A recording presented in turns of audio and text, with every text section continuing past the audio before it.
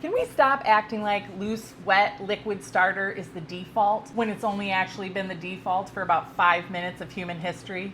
Hi, I'm Annette, micro baker in Chicago and owner of Dough My Goodness Bakery, and I'm here to help you simplify sourdough. This is my second episode in a series I'm calling Understanding Your Starter.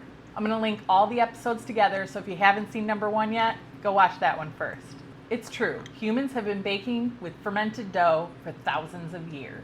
Ancient Egypt, Rome, medieval Europe, also cultures across Asia and the Middle East, all of them worked with starter long before we ever had things like kitchen scales and Dutch ovens and sourdough influencers telling you what to do.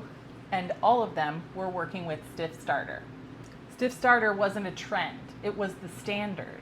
Bakers kept firm fermented dough because they were stable, predictable, and portable. Some of the oldest continuous bread making traditions in the world come from stiff starter. The shift toward high hydration and liquid starters is more of a modern phenomenon. It accelerated really in the late 20th century, mainly because of a book called Tartine Bread. This book introduced a generation of home bakers to a very specific method of sourdough. That method can be beautiful when done just so.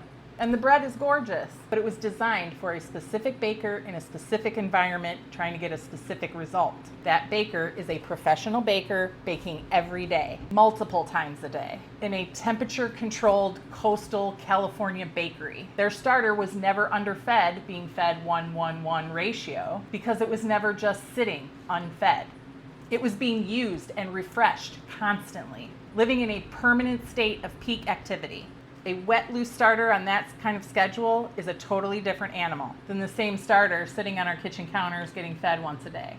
When you hand that tartine method to a home baker, the math just doesn't math. High hydration starters move very fast, which makes sense for a professional bakery, but they also acidify quickly, which gives you a very small window of time to catch them at peak.